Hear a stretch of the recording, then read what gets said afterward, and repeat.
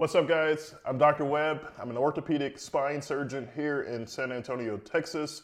And in this video, we will be talking about 5 financial mistakes for the medical professional, whether you're a resident, medical student, pre-med, an attending, fellow. This video is for you. Don't want to miss it. Let's check them out. So, mistake number 1 is actually not living like a resident. So, as you go through your years of training, you go through medical school, you go through residency, you go through fellowship, and then you become an attending, you start making all the big bucks. And the mistake is actually to not live like a resident. I have other videos about how much residents make, and I'll put that right up here. But on average, residents earn, depending on their PGY level, which is postgraduate year, earn anywhere between $50,000 to $70,000 per year. If you think about the average American salary, it's pretty similar. Or actually, as a resident, you'll probably do better than most people that live in the US. So it's not like you're starving off of beans and rice and beans, but it's not a lot compared to what you will make as an attending. So I've heard it over and over again from professors, from mentors, from Dave Ramsey, from White Coat Investor, to live like a resident. And I think actually Dave Ramsey said it best when he said, live like a resident now so you don't have to live like a resident later. And let's say your salary is $60,000 a year coming out of training, whether you did a fellowship or not. Fellowship pays pretty similar. You're not going to make much more in fellowship, depending on which fellowship that you go to. So let's use an easy number, $60,000 per year. Well, once you become an attending, depending on your specialty, that $60,000 a year could be $600,000 a year. So that's a huge jump. A lot of people fall into the trap of what's called lifestyle creep. I'm not talking about me, maybe just a little bit, but $60,000 a year, you get out of training, you take that first job, you're excited, you're newly minted attending. Well, I'm gonna use an example of orthopedic surgeons or orthopedic spine surgeons. And you take your first job for $600,000 per year. The mistake is to live on $600,000 per year. The right thing to do is live like a resident. So pay yourself a salary. You were comfortable over the last 5-6 years of training on $60,000 per year. So you can double that or triple that and live on $180,000 per year or $120,000 per year, and still you can buy you a new car, maybe buy you a new house, new clothes, go on vacation, those things, and still live pretty comfortable.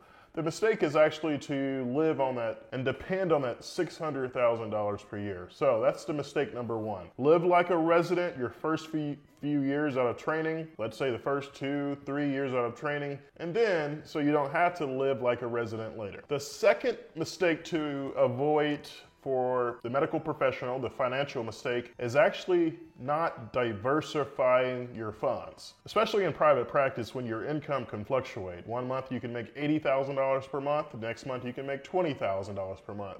The next month after that you can make $50,000 and $30,000, so it fluctuates. What I've come to realize is that diversifying your funds so you're not relying solely on your medical practice is the best way to go. The people that I see that have a lot of trouble or fall into the hole of, the debt and try to scramble out of debt is ones that just rely exclusively on one set of income, like your medical practice. If you get hurt or if you take vacation, if you take time off, well, you're not making money. You're not generating money, so that money for that month will be a lot lower. But if you have other ways of diversifying your income, whether that's businesses that you invest in and you get certain distributions, or surgery centers that you invest in, and that's another option for certain people in certain states. You can invest in hospitals or surgery centers and receive distributions based off of how many shares you have in that particular hospital. You can take call. That's another source of income. You can do consulting. You can teach. You can sell certain things that you have on your side business, side hustle. So there are a lot of different ways to generate income. The mistake is to actually not diversify your funds. And that's why people people say don't put all your eggs in one basket. When you're talking about retirements, you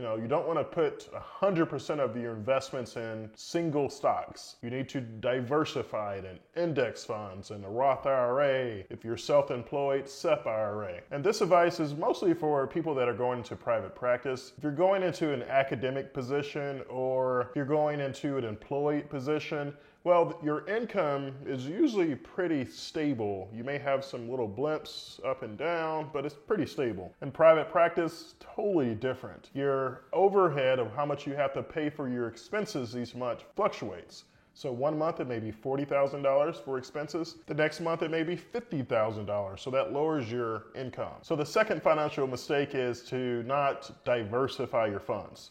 Have revenue sources from several different sources so that when it comes down to the end of the month, you're not relying exclusively and solely on your medical practice. The third financial mistake that you can make as a medical professional is taking on too much debt. We saw this in COVID. A lot of practices, they went out of business.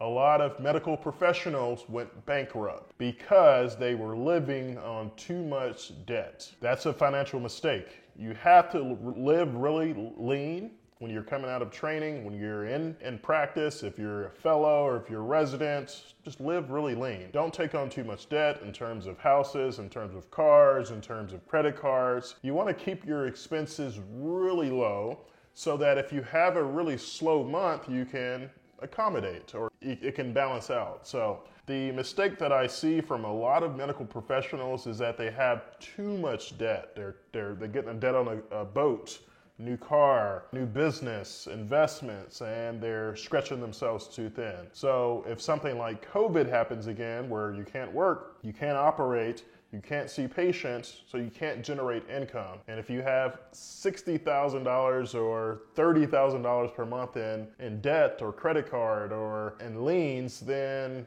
you're screwed. So that's the third financial mistake, is to not take on too much debt. The fourth financial mistake is actually not planning ahead. You have to have a plan. Before you even get into practice, before you accept that first paycheck, you should know exactly where that money is going, where it's allocated. And before each month even starts, you need to have a plan for all those monies. Where are they going? $20,000 towards student loans, $10,000 towards, this loan here, another $5,000 to go on vacation. Every single money has to be accounted for. And the mistake that a lot of people make is that they just get a large check, $62,000 into their bank account, and have no idea what to do with it, no direction. Financial advisors, financial planners, these are people that you can talk to your mentors, but have a plan for every single dollar, every single month. This is where this money is going to, this is where it's allocated for, so you don't think that you have all this money in your bank account, but at the end of the year, you come around and you have a $200,000 tax bill. So that's another, and the fourth mistake is not essentially planning ahead. The fifth and final financial mistake that the medical professionals make is that they don't really start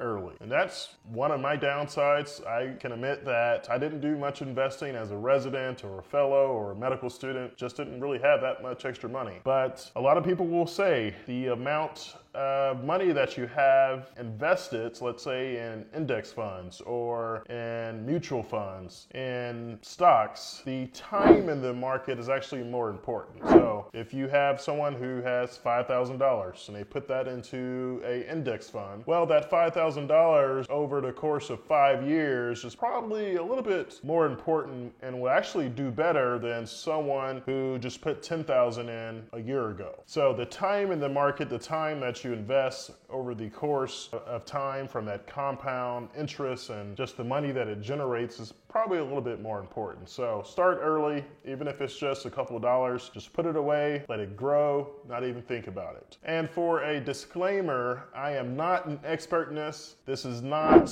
financial advice. You should not rely on this advice to make financial decisions. You should consult with your attorney, with your financial planner, with your financial advisor to see which direction is best for you to take. But these are the 5 top financial mistakes that the medical professionals make. Hope this video helps you guys. If you like more videos like this, or if you like this video, make sure you like and subscribe. And also let me know your thoughts. If you like more videos about investing, about what I'm investing in terms of stocks and Roth IRAs and SEP IRAs and index fund, and what do those things mean? Well, put it in the comments below, let me know. Thank you for watching, and we'll see you next time.